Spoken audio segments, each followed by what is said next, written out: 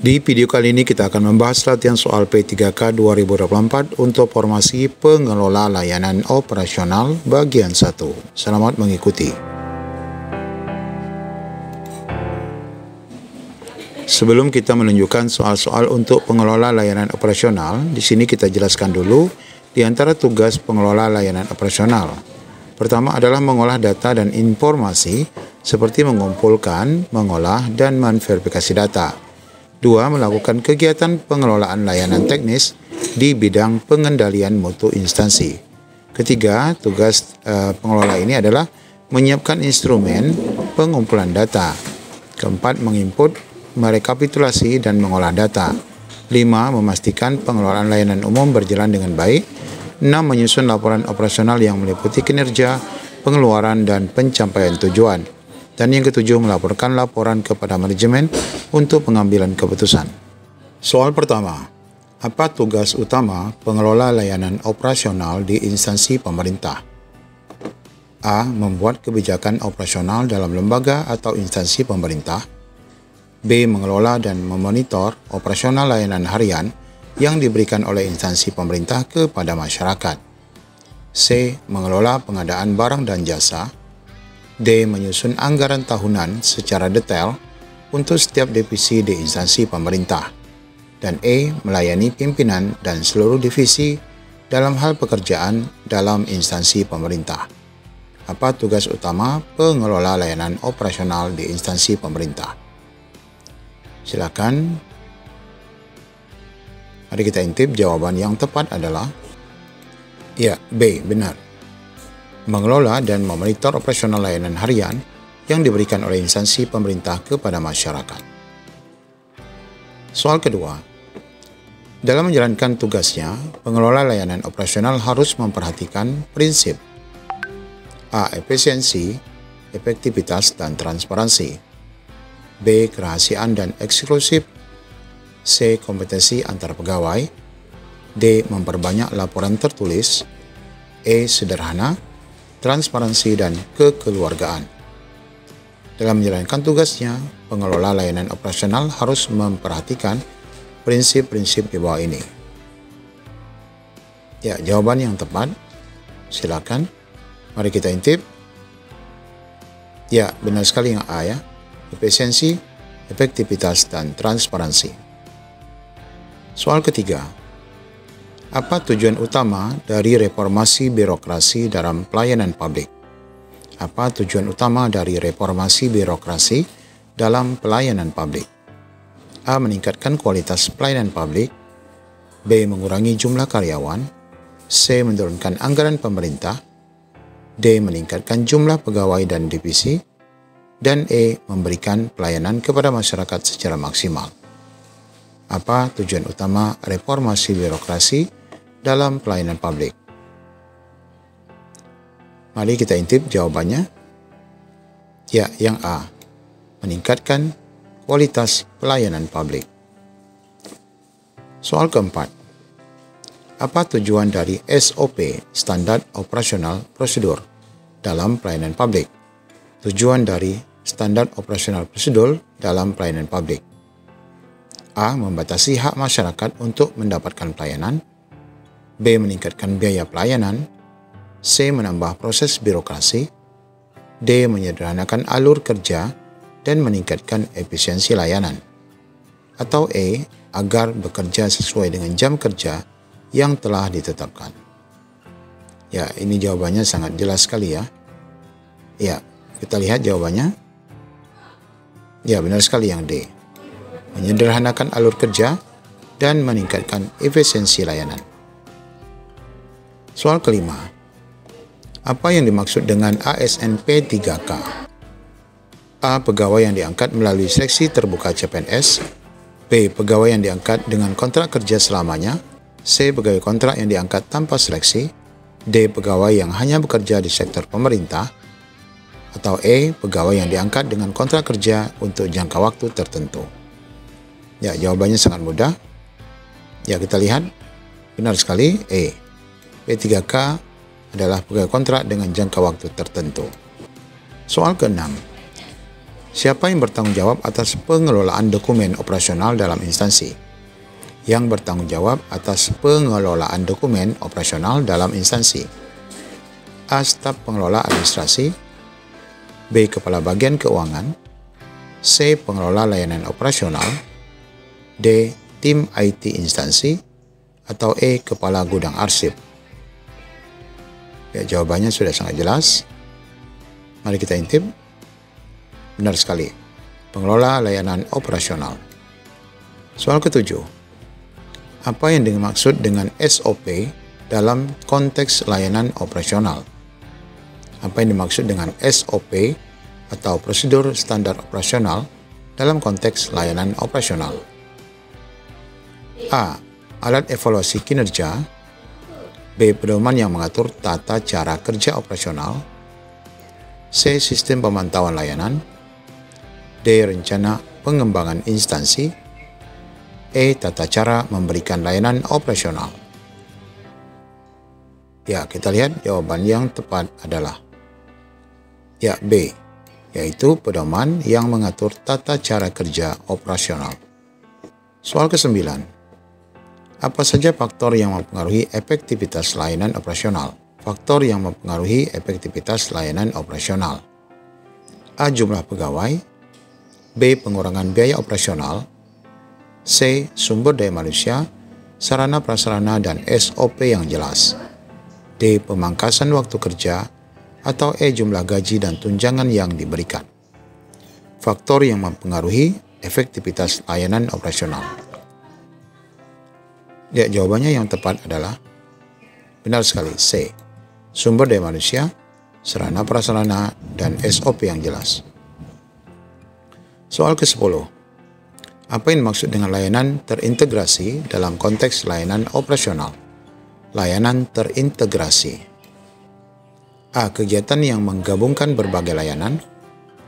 B. Layanan yang hanya melibatkan satu divisi. C. Layanan tanpa interaksi antar divisi. D. Layanan yang diberikan oleh satu orang. E. Layanan yang melibatkan pimpinan dalam setiap kegiatannya. Jawaban yang tepat, ya, A. Kegiatan yang menggabungkan berbagai layanan. Layanan terintegrasi. Soal ke-11.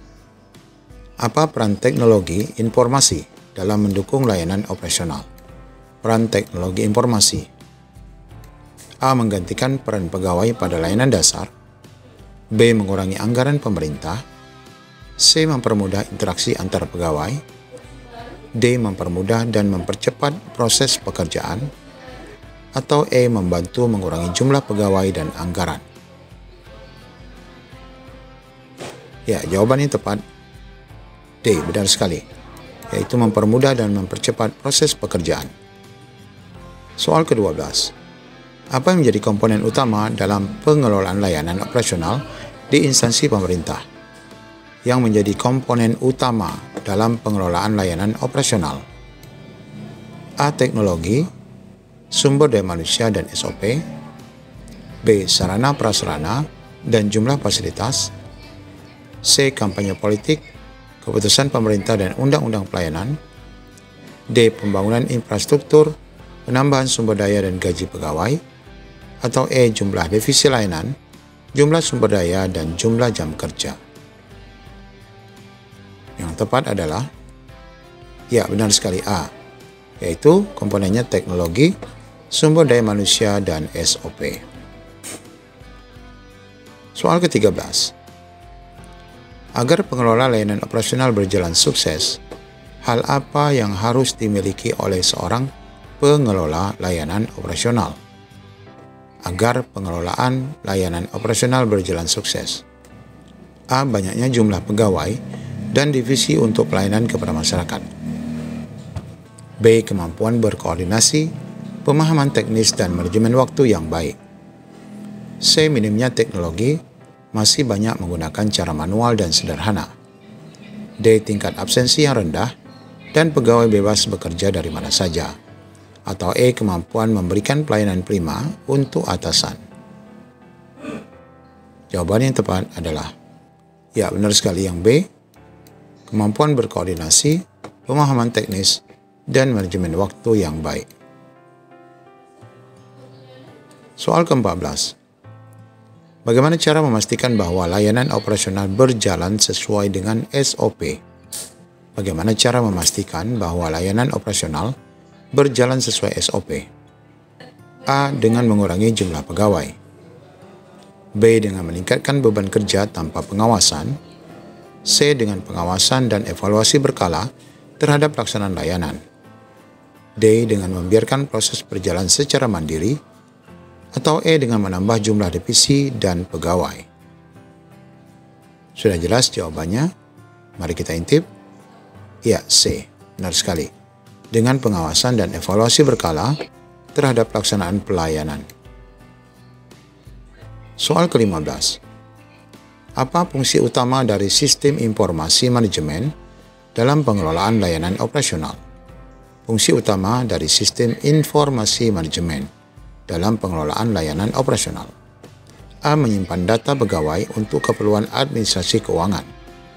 B. Mengganti peran pimpinan selama pimpinan tugas keluar kota. C. Mengurangi biaya operasional karena sudah menggunakan teknologi baru. D. Mengelola informasi untuk mendukung pengambilan keputusan. Atau E. Menambah jumlah jam kerja untuk peningkatan jumlah layanan. Ya, jawaban yang tepat adalah benar sekali yang D, yaitu untuk mengelola informasi untuk mendukung pengambilan keputusan. Soal ke-16. Yang menjadi salah satu indikator kinerja utama dalam pengelolaan layanan operasional.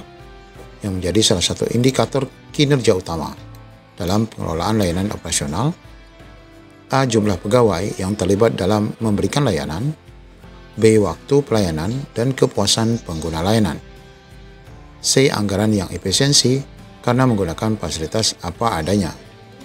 D. Jumlah kantor yang dibangun sesuai dengan keinginan pimpinan. Atau E. Biaya yang harus dibayar untuk mendapatkan layanan. Sudah terbaca jawabannya adalah, ya benar sekali yang B. Waktu pelayanan dan kepuasan pengguna layanan. Soal ke-17. Apa yang dimaksud dengan evaluasi dalam konteks pengelolaan layanan operasional? Apa yang dimaksud dengan evaluasi? Proses penilaian kinerja layanan untuk mengukur tingkat keberhasilan. B. Pemberhentian operasional sementara. C. Mengganti seluruh staf operasional. D. Pengurangan jumlah layanan. Atau E. Pengurangan jumlah jam pelayanan.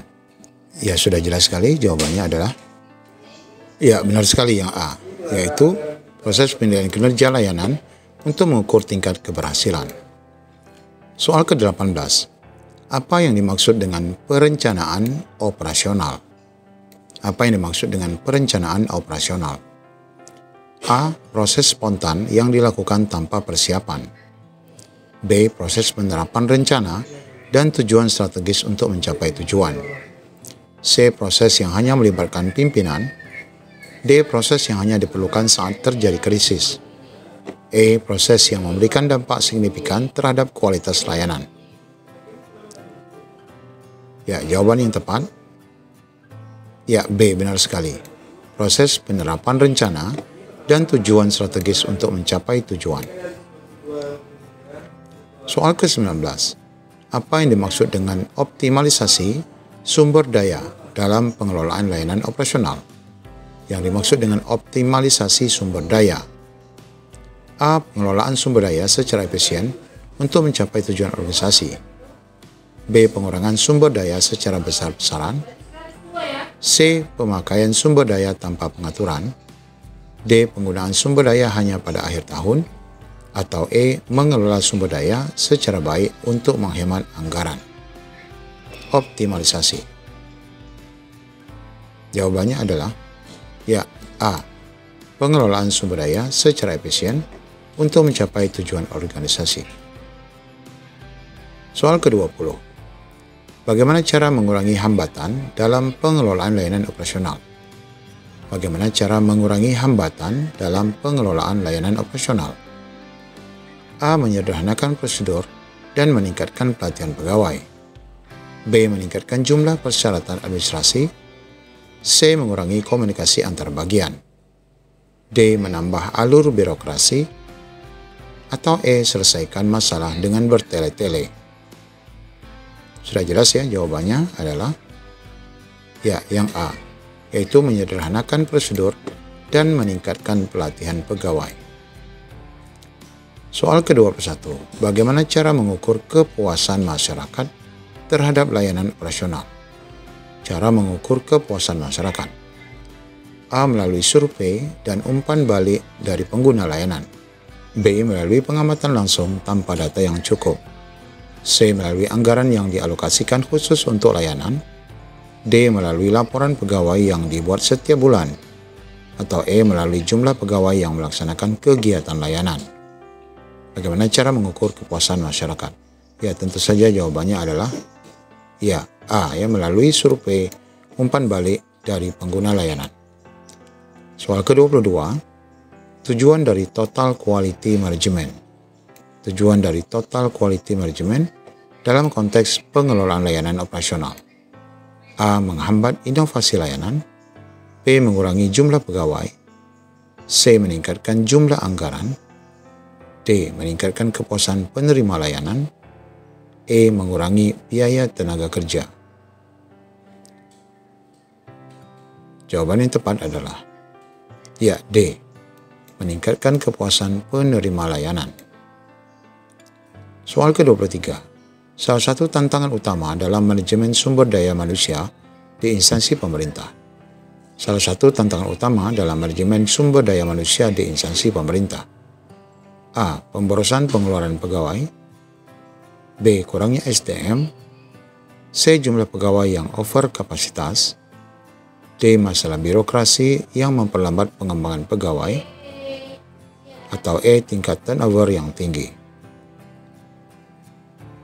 Ya, jawabannya tepat adalah ya, D. Masalah birokrasi yang menghambat pengembangan pegawai. Soal ke-24. Pengembangan sumber daya manusia yang tepat akan berdampak kepada. Pengembangan sumber daya manusia yang tepat akan berdampak kepada A. Pengurangan beban kerja. B. Peningkatan kualitas pelayanan publik. C. Peningkatan gaji. D. Peningkatan job description. Atau E. Pengurangan jumlah pegawai. Ya, jawaban yang paling tepat adalah ya, benar sekali yang B. Peningkatan kualitas pelayanan publik. Soal ke-25. Apa yang dimaksud dengan perencanaan strategis di sektor publik? Apa yang dimaksud dengan perencanaan strategis di sektor publik? A. Proses pelaporan kepada atasan. B. Proses penyusunan anggaran tahunan. C. Proses menyusun rencana jangka pendek tanpa memperhatikan tujuan jangka panjang. D. Proses pengelolaan proyek pemerintah. Atau E. Proses menyusun rencana jangka panjang yang berfokus kepada pencapaian tujuan dan visi organisasi pemerintah. Sudah jelas jawabannya? Ya, mari kita lihat.